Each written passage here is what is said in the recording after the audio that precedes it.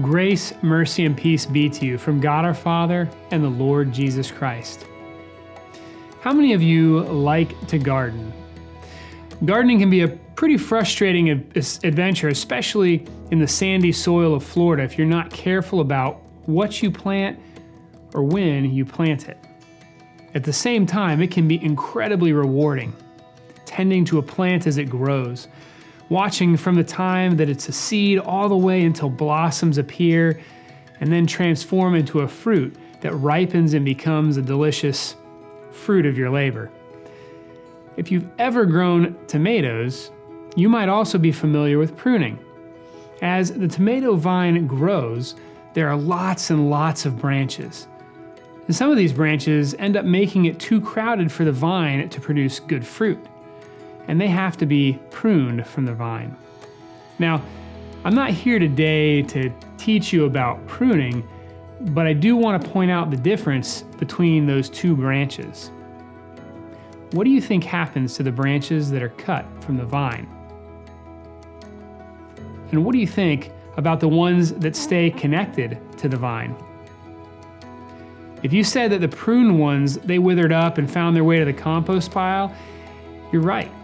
And if you thought the ones that were still connected grew bigger and stronger and eventually held the tomatoes, well, you were also right.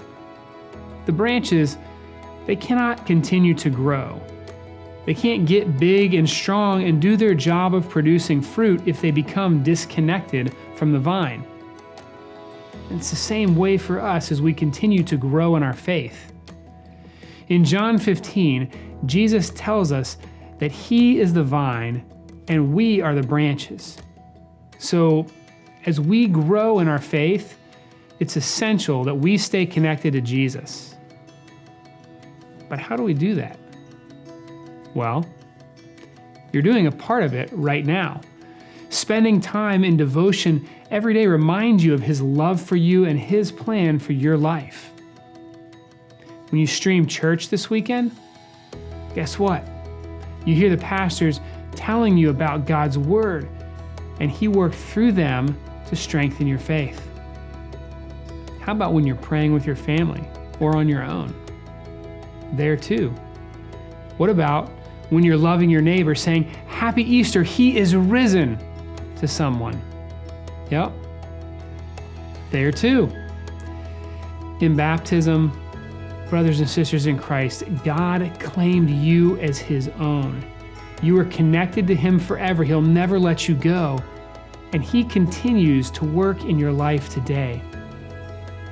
Even when you have a day that's not so great, He's connected with you, offering you the forgiveness of sins new each and every day. So each new day, wake up in the morning and say, "Christ is risen. He is risen indeed. Alleluia." And remember that you are connected to the Savior of the whole world. Now, take a few minutes with your family. Dive into the devotion of the day and find out a little bit more about this God that you are connected to. Have a blessed day in the Lord. Amen.